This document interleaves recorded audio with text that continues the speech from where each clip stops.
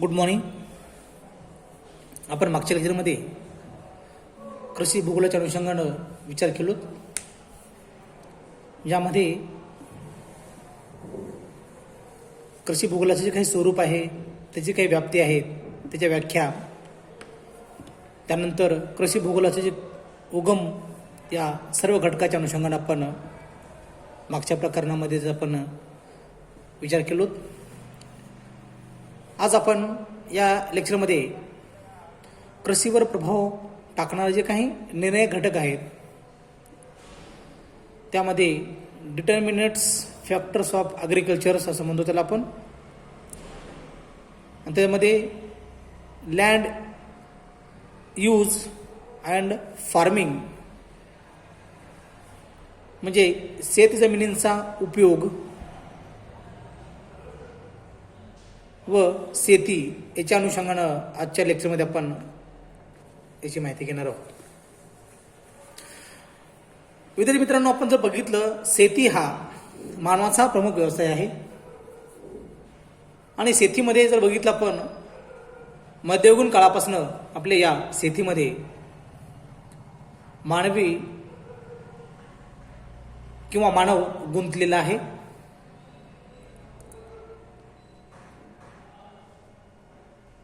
कारण मानवाची उपजीविका भागवण्याचं जे काम कोण करतं, तर ते शेती व्यवसाय करत असतो. आणि या शेती व्यवसायामध्येच जगातील जवळपास 70% लोक अवलंबून आहेत.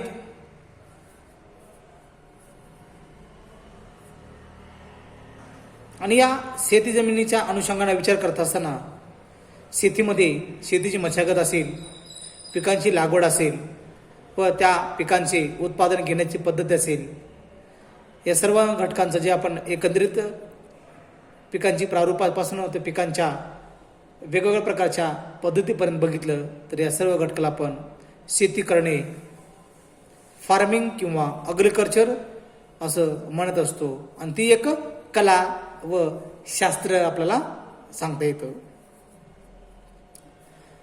ज्यामध्ये अन्नधान्याचा पुरवठा निश्चित करण्यासाठी शेतीमधूनच मोठ्या प्रमाणामध्ये याचं उत्पादन घेतलं जातं. आणि यामुळं मानवाला शेती व्यवसायामुळं स्थिर जीवन जगणे शक्य झाले आपल्याला सांगता येतं. पण जगामध्ये सर्वच भागात शेती करणे प्राकृतिक मर्यादेमुळे शक्य झालं नाही. कारण जगाची जर आपण रचना बघितली, तर काही प्रदेशामध्ये भूरचना आहे, काही प्रदेशामध्ये सपाट, काही उंचवट येते, तर काही प्रदेशामध्ये पर्वतीय प्रदेशाची भूरचना आपल्याला पाहावयास मिळते. आणि यामुळंच जगातील शेतीचे जे शास्त्र आहे ते समजून घ्यायचे असल्यास आपल्याला प्रत्यक्ष जमिनीच्या उपभोगाची माहिती असणे अत्यंत आवश्यक आहे. आणि या पृथ्वीच्या पृष्ठभागाचे जमीन व पाणी धरून जर आपण एकूण क्षेत्रफळ बघितलं, तर 14,812 दशलक्ष हेक्टर्स आहे. संयुक्त राष्ट्रसंघाच्या अन्न व शेती संघटनेने फूड अँड ॲग्रिकल्चर ऑर्गनायझेशनने जगातील भूखंडातील जमिनीच्या उपयोगाची 1999 मध्ये एक तक्ता तयार केलेला आहे. हे तक्ता आपण पाहू. या तक्त्यामध्ये जर आपण बघितलं पण, तर यामध्ये एकूण लागवड क्षेत्र आहे, नंतर पिकाखालील लागवड क्षेत्र, सदैव गवताखालील म्हणजे कुर्राखालील क्षेत्र आहे, त्यानंतर जंगल क्षेत्र आहे, आणि नंतर आहे इतर क्षेत्र. आणि एका बाजूला आहे ते आपल्या जगातील जे काही 7 खंड आहेत, त्या 7 खंडानंतर जे काही राष्ट्र आहेत, त्या राष्ट्रांसुद्धा या ठिकाणी माहिती आपल्याला दिलेली आहे. पहिला आहे युरोप. एकूण क्षेत्र आहे युरोपाचं 493, पिकाखाली लागवड क्षेत्र आहे 165, सदैव कुर्णाखालील क्षेत्र आहे ते 93.5, जंगलाखालील क्षेत्र आहे ते 151.8, आणि इतर आहे ते 82.7. सोव्हिएत रशिया 2240, 264, 256, 767 अशा प्रकारचं या ठिकाणी आपल्याला पाहायला मिळतात. म्हणजे वरील तक्त्यावरून स्पष्ट करता येईल की एकूण जमिनीच्या क्षेत्रफळापैकी लागवड क्षेत्राचे क्षेत्रफळ जवळपास 10% आहे. कुर्णाखालील सर्व जमीन जगाखालील काही क्षेत्र पिकांच्या लागवडीखाली आणण्याचे ठरले तर जास्तीत जास्त 30% जमीन पिकाखाली येऊ शकते. असे स्पष्ट करता येते की दर माणसी लागवड क्षेत्र 1.2 एकरचे आहे, ज्यामध्ये जूट, कापूस, रबर यासारख्या अखाद्य पिकांचाही समावेश आहे. आणि ती जमीन कमी केल्यास दरमांशी खाद्य पिकांचे जगातील क्षेत्रफळ 1 एकर होईल. तसेच खंडाखंडातील विरोधी वरील माहितीवरून स्पष्ट करता येते. म्हणजे जगातील एकूण वाढती लोकसंख्येचा अन्नधान्याचा प्रश्न सोडवण्याच्या दृष्टीने ही माहिती उद्बोधक ठरते. दुसरा प्रश्न असा निर्माण होतो की सध्या लागवडखालील नसलेली शेती जमीन धान्य पिकांच्या लागवडखालील आणणे शक्य होईल. आणि जगातील काही भाग मानवी व शेतीच्या विकासाच्या दृष्टीने प्राचीन काळापासून अनुकूल असले तरी जगातले काही भाग असे आहेत की ज्या ठिकाणी जमीन लागवडखाली आणणे शक्य नाही. उदाहरणार्थ अतिथंड, ध्रुवीय, बर्फाच्छादित प्रदेश, पर्वतनीय प्रदेश, खडकाळ व डोंगराळ प्रदेश आणि वृक्ष व उष्णकटिबंधीय जे काही प्रदेश आहेत या प्रदेशामध्ये सुद्धा मोठ्या प्रमाणामध्ये आपण या जमिनी या शेतीसाठी आपण यूज करू शकत नाही आहे. म्हणजे एकंदरीत पाहिलं तर आपल्याला या ठिकाणी सांगता येईल की ज्या प्रदेशामध्ये जमिनींचं जे काही सुपीकपणा आहे तो या प्रदेशामध्ये आपल्याला पाहावयास मिळत नाही. ज्यामध्ये मग खडकाळ जमीन असेल किंवा पर्वतीय पठारावरील जमीन असेल किंवा त्या ठिकाणी असणारी जी काही वाळवंटी मृदा असेल या ठिकाणी आपल्याला शेती करण्यायोग्य जमीन आपल्याला उपलब्ध होणार नाही आहे. त्यानंतर आपल्याला सांगता येईल की जगातील जे काही भाग आहेत हे भाग जर आपण बघितलं तर यामध्ये पृथ्वीच्या एकूण क्षेत्रफळापैकी 70% जमीन ही शेतीशिवाय अन्य उपयोगाखाली आहे, ज्यामध्ये अरण्याखालील जमिनीचा भाग 28% आहे. त्यानंतर अरण्य देखील महत्त्वाची नैसर्गिक साधनसंपदा असून जमिनीची होणारा झीज त्यामुळेच कमी होते व इतर अनेक फायदे मानवाला अरण्यामुळे झालेले आहेत. त्यामुळे जगातील सर्व देश ह्या अरण्याच्या संरक्षणाच्या दृष्टीने आपल्याला या ठिकाणी काम करताना पाहावयास मिळते.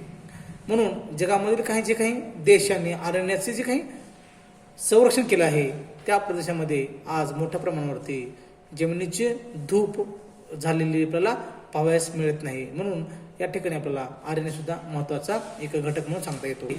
जे काही पिकाखालील क्षेत्र आहेत त्यानंतर पिकाखालील क्षेत्र, कुरणे, जंगले, अन्य या सर्व घटकांचा आपण विचार केला तर ओशिनिया हा जो भाग आहे त्यामध्ये एकूण 12.58% या ठिकाणी जमीन क्षेत्र आहे. त्यामध्ये पिकाखालील क्षेत्र 3.6% आहे आणि कुरणे त्या ठिकाणी 55.4% आहे. जंगले 8.1% आहे आणि अन्य जर बघितलं तर 58.7% आहे. म्हणजे सर्वात जास्त जर आपण पिकाखालील क्षेत्र कुठे आहे तर ते ओशिनियामध्ये आपल्याला पाहावयास मिळतात. त्यानंतर भूपृष्ठाचा बराचसा भाग जर आपण बघितला तर बर्फाच्छादित पर्वतमय वाळवंटे असून त्यांचा शेतीसाठी उपयोग होऊ शकत नाही. जमिनी, शहरे, खेडे, रस्ते, लोहमार्ग, खाणी यांचाही उपयोगाखाली आहेत आणि शहरांच्या व अन्य क्षेत्रातील घडणाऱ्या विकासामुळे शेतीखालील जमिनींचे क्षेत्र कमी होत आहे. तर जगातील 18% जमीन ही कुर्णाखाली असल्या कारणानं त्या प्रदेशामध्ये सुद्धा हा भाग आपल्याला फार थोड्या प्रमाणामध्ये त्याचा वापर करण्यासाठी येत असतो. त्यानंतर लागवड क्षेत्राखाली जो भाग बघतो आपण प्रत्यक्षात शेतीखाली जी फक्त 1%च 10% जमीनच आहे व या जमिनीवरती मानवाला लागणारी खाद्यपिके, जनावरांसाठी लागणारी वैरण, गवत, कंद पिके फेरबदल करून घेतली जातात व काही प्रदेशावरती औद्योगिकरण पिके म्हणजेच कापूस, जूट, आंबाडी यासारखी पिके आपण त्या ठिकाणी लागवड करत असतो आणि यामधूनच मग आपण मोठ्या प्रमाणावरती या सारांशाचा जगात पिकांच्या लागवडखालील क्षेत्राशी त्याची तुलना करत असतो आणि ह्यामध्ये तुलना आपण करणं चुकीचं असतं आणि अशा प्रकारचे तुलनेने बरेच कमी आपल्याला या भागामध्ये ते प्रदेश आहेत ते आपल्याला अशा प्रकारचे दिसून येत असतात. अशा प्रकारचा या जमिनीतील जे काही असणारे जे काही उपयोग आहे जमिनीचे ते या प्रमाणामध्ये आपल्याला तक्त्यांच्या आधारे सांगता येत असतात. त्यानंतर आहे शेती एक महत्त्वाची आर्थिक संपदा, तर आपण agriculture as a major economy असं म्हणत असतो आणि ह्या शेती ही देशाच्या आर्थिक कणा म्हणून आपण शेतीकडे पाहत असतो आणि शेतीमधून मोठ्या प्रमाणावरती आपल्याला लागणाऱ्या अन्नधान्याची पुरवठा होत असतो. त्याचबरोबर या असणारे जे काही लोकांचे जे काही कामधंदे असतील हे सर्व घटकांचा अभ्यास आपण या शेतीमधून करत असतो. ज्या काही मानवाच्या आर्थिक क्रिया असतील ज्यामधूनच शेती हा एक मूलभूत अत्यंत महत्त्वाचा घटक आपल्याला यामध्ये सांगता येतो. यातमध्ये अन्नधान्याच्या लागवडीबरोबरच पशुपालनाचाही समावेश होतो आणि जगातील अनेक नैसर्गिक साधनसंपत्तीपैकी शेतजमिनींचा हा एक महत्त्वाचा घटक आपल्यामध्ये सांगता येईल. आणि या घटकामुळेच मानवाच्या अन्न, वस्त्र व निवारा या मूलभूत गरजांची पूर्तता शेतीमधूनच होत असते. आणि शेतीचा प्रारंभ जेव्हा झाला हे अजूनही आपल्याला सांगता येत नाही, परंतु जंगलातील जे काही खाद्यपदार्थ गोळा करणे, शिकार करणे, मासेमारी करणे या आर्थिक प्रयत्नानंतरच आपण झाला असावा असं आपल्याला सांगता येईल. वाढत्या लोकसंख्येच्या पोषणाचा प्रश्न निर्माण होऊनच त्यातूनच शेती उत्क्रांती झाली असावी आणि त्यामुळं शेतीमुळे मानवी जीवनामध्ये स्थैर्य प्राप्त झाले आणि या स्थैर्याशिवाय मानवी संस्कृतीचा विकास अशक्य आहे. आणि संस्कृतीच्याच आधारे आपण पाहतो की विकासाबरोबरच मानवी गरजा वाढू आहेत आणि या गरजांची पूर्तता करण्यासाठी मानवाला निसर्गाची उत्पादकता वाढवणे क्रमाप ठरले आणि यामधूनच काय झालं, मानवाने या शेती व्यवसायाला मोठ्या प्रमाणामध्ये चालना दिलेली आपल्याला सांगता येईल.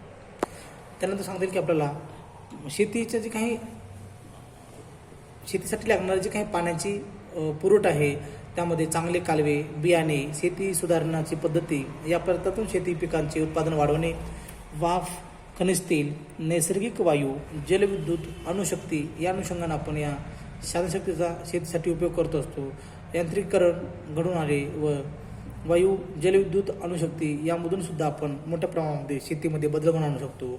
आणि यामुळंच एकंदरीत उत्पादन तर वाढलेच, पण त्याचबरोबर लागवडीखालील शेतीलाही मोठ्या प्रमाणावर त्याचा वाढ झालेला प्रदर्शन येते.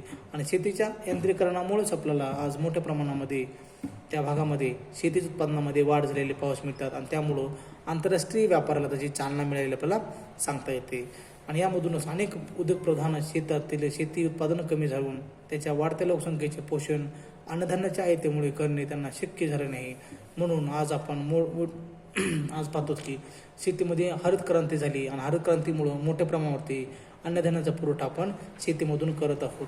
त्यानंतर जगातील लोकसंख्येचा वाढीचा वेग जर फार मोठा असल्यामुळे यातले लागवडीखालील क्षेत्र वाढू शकले नसल्यामुळे काही लोकसंख्या शास्त्रज्ञ जगाचे भविष्यकालीन चित्र निराशमय रंगवित आहेत. काही बाबतीत त्याच वास्तविकता जरूर आहे, परंतु भौतिक प्रगतीमुळे वाढत्या लोकसंख्येच्या पोषणाचा प्रश्न, लोकसंख्येची वाढती होणारी वाढ, होणारी अमर्यादित वाढ आणि शास्त्रीय शोषणाचा शेती जास्तीत जास्त उपयोग करून या भीषण प्रश्नावरती मानवाला मात करणे अगदी अशक्यच नाही.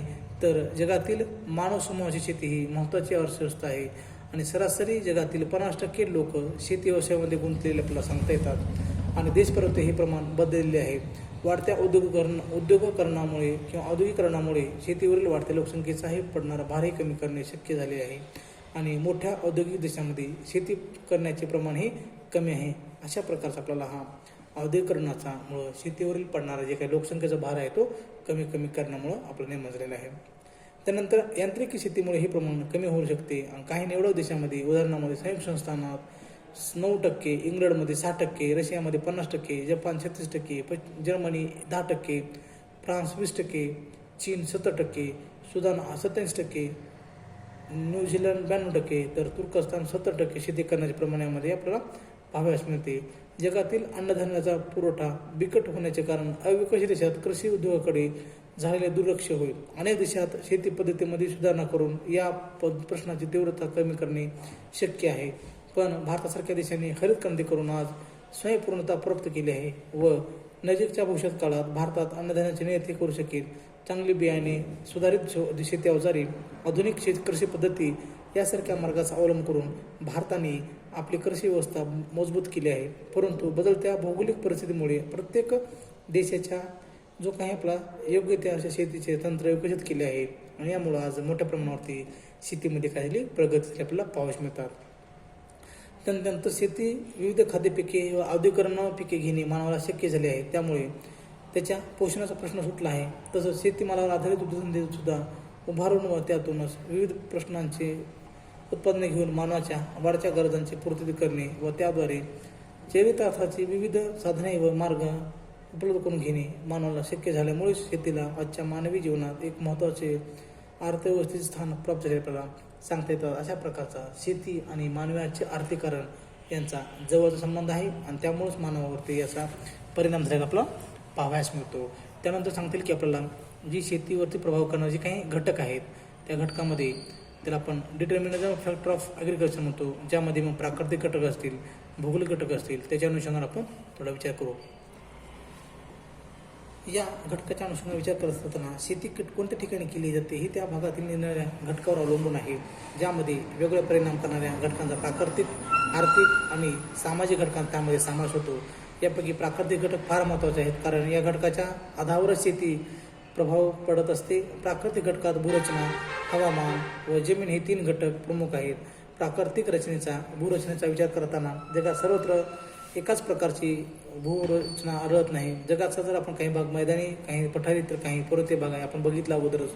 किंवा शेतीच्या दृष्टीने मैदानी प्रदेश अत्यंत महत्त्वाचे अनुकूल समजले जातात. म्हणून जगातील मैदानी प्रदेशामध्ये शेतीचा सर्वात जास्त विकास झालेला आपला पाऊस. उदाहरणामध्ये उत्तर भारताचे मैदानी प्रदेश, चीनचे पूर्वेकडील मैदान, अमेरिकेतील प्रेरीजचे मैदान इत्यादी अर्थात सर्व मैदान प्रदेशामध्ये शेती विकास झालेला आपल्याला सांगता येतात. त्यानंतर टुंड्रा मैदान व सहाराचे मैदान ह्याला अपवाद आहेत. प्राकृतिक हवामानामुळे शेतीचा विकास झालेला नाही.